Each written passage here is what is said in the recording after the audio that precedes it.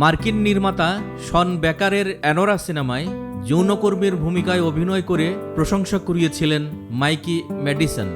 সেরা অভিনেত্রী, সেরা সিনেমা এবং সেরা পরিচালকের মতো বেশ কয়েকটি শাখায় অস্কার জিতেছে সিনেমাটি। গত বছর কান চলচ্চিত্র উৎসবে সর্বোচ্চ পুরস্কার স্বর্ণপাম জিতেছিল সিনেমাটি। অ্যানোরার জন্য এবছর বাফটা এবং স্পিরিট অ্যাওয়ার্ডেও সেরা অভিনেত্রী পুরস্কার জিতেছেন তিনি। সেই সিনেমায় অভিনয়ের স্বীকৃতি হিসেবে ফের মিলেছে অনন্য সম্মাননা, যদিও পরাবাস্তব এক ঘটনা, অন্তত তরুণ অভিনেত্রী মাইকি ম্যাডিসনের কাছে। লস অ্যাঞ্জেলেসে বড় হয়েছেন তিনি, কিন্তু হলিউড তার কাছে ছিল অনেক দূরের পথ। স্বপ্নেও কখনো সেখানে পৌঁছার কথা ভাবেননি তিনি, কিন্তু সেই হলিউড তাকে ডেকে নিয়ে গেল, হাতে তুলে দিল সেরা অভিনেত্রীর পুরস্কার। পুরস্কার প্রাপ্তির অনুভূতি জানিয়ে যৌনকর্মীদের সঙ্গে থাকার প্রতিশ্রুতি দিলেন তিনি।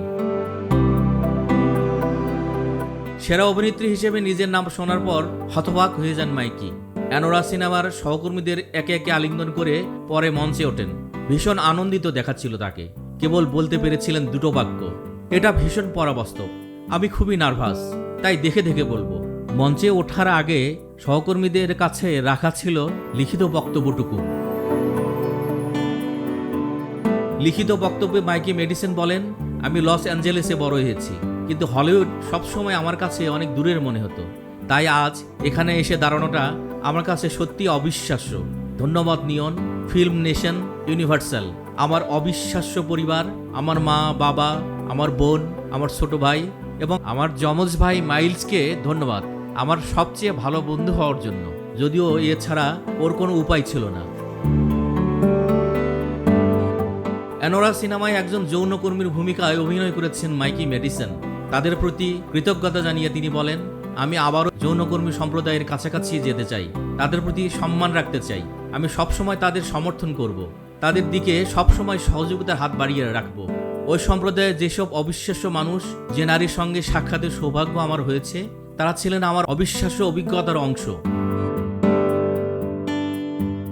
অস্কার জয়ে উদ্দোলিত ম্যাডিসন বলেন, আমি মনোনয়ন পাওয়া আমার সহকর্মীদের চিন্তাশীল, বুদ্ধিদীপ্ত, সুন্দর, শ্বাসরুদ্ধকর কাজকেও স্বীকৃতি দিতে চাই।